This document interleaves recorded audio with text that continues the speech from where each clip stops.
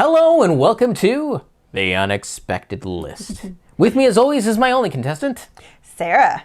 And the way this works is simple. I give Sarah either a word or a phrase, and she gives me the first 5 board games that come to mind. Now we're going to keep this easy because I'm hungry and I want to get on to dinner. So, Sarah, are you ready for easy mode? I am always ready for easy mode and dinner. All right, your word is numbers. Ooh, I like numbers sometimes.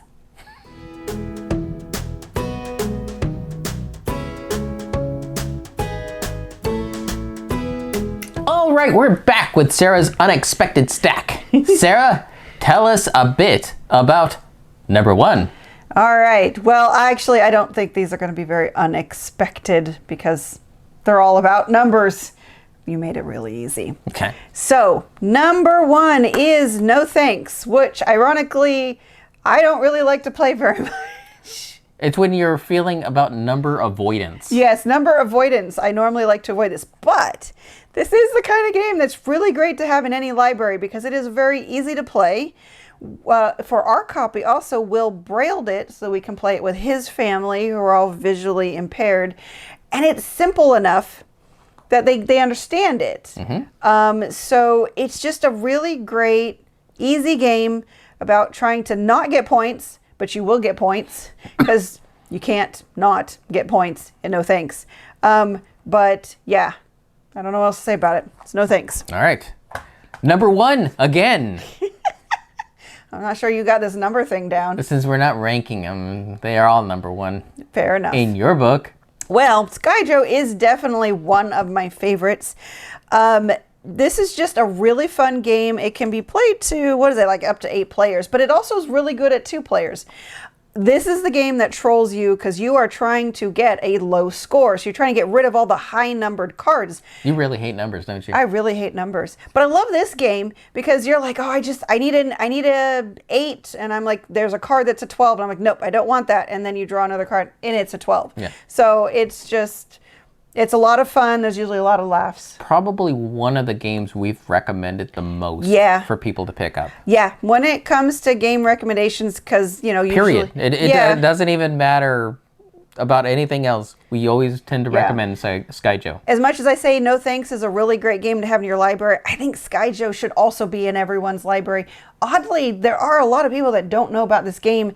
We wouldn't know about this game if it wasn't for casual friends of ours that we went to go see. Yeah, because like on the Amazon listing, the game listing itself is just terrible for...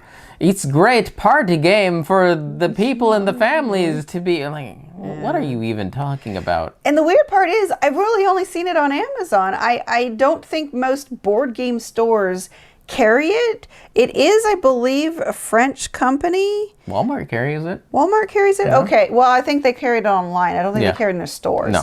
But anyways, another great game, Skyjo, that should be in everyone's library. We still need to get the action one came in and out, and it hasn't been back in print. I can't find it. Yeah. All right, number 1 again.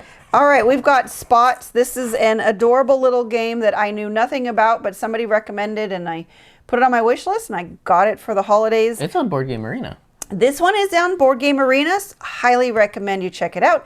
You are trying to complete cute little doggy cards by getting the right dice. And it's very hard to get the right dice. Even when you've got little doggy treats and you spend it to re-roll, those dice just hate you. They just really do. Yeah, the tricks tell you how you roll your dice. Yes. And then putting the dice to cover up the spots. Yeah. Is the whole thing. Yep. Just amazing, cute little game. Absolutely love it. Definitely check it out on Board Game Arena. I don't know if it's a premium game, but it's worth checking out. Okay, number 1 again. This game goes to 11. Sadly, I think this is out of print, but it's your party game. It is my party game. I had so much fun playing this with my coworkers at lunchtime pre-pandemic. We'd get together for lunch on like a couple days a week, and definitely on Friday. And just so much fun, so many laughs. It can be a slightly mean game.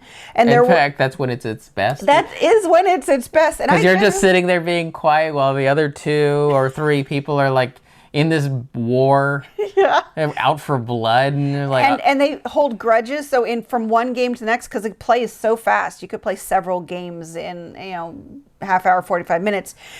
And so if two people are mean to each other, the next game they're like still have that grudge, and so they still target each other, even though somebody else is quietly winning. But just it's so much fun. The theme doesn't matter, but it is still fun. So yes. all right. And finally, number 2. Oh my goodness. Lucky Numbers, another game we played on Board Game Arena first. Our friends taught it to us. And then we loved it so much, we're like, yeah, we have to buy copies. In fact, the friends who taught us, didn't they get like a couple of copies? Yes, just so they could play with more players. Right, because all you would need to play up to 8 players is 2 copies, and you could mix it all together, and it works. We played this game when the power goes out. Yes, we do. It's just so much fun. It's so easy. You can just keep playing, and yeah, it's just you're trying to get lucky on putting all the numbers in, getting numbers in. Talk about another game that trolls you. Yeah. You like numbers that troll you, don't you?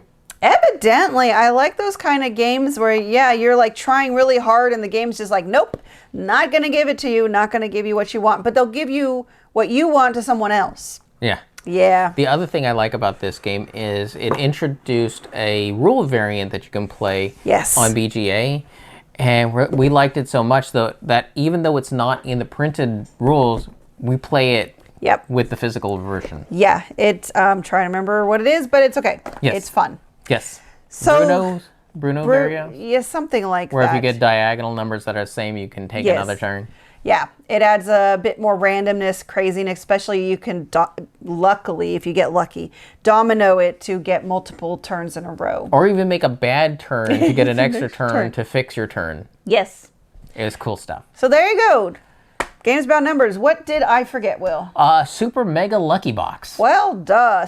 And that's also on Board Game Arena, and that's really a lot of fun, too. In fact, a lot of Phil Walker Harding games, I like. They're how he approaches numbers. Yes. Because they're simple, easy, great for families to pick up and play.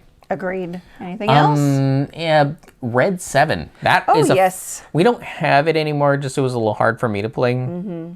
But it was a very interesting game of you are manipulating the rules to win with your number. Whatever numbers and color set you have, that's how you win. Right. If at the end of your turn, you're not winning, you lose. Right. So, yeah. So just playing the game means at some point you're winning. Yes.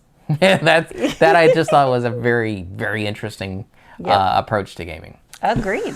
All right, and that'll do it for us. And Sarah, this has been The Unexpected List. As you expected. Unexpectedly. If you have any questions, comments, or concerns, you can reach out to us on the various social media platforms at Rolling with Two, that's TWO. We're on Blue Sky, Facebook, Twitter, and Instagram. For Discord, we have a channel on Tabletop Express. Check the show notes for the invite link. If you have time, check out the other content Nanaman has found for you, because remember, he's rolling with you.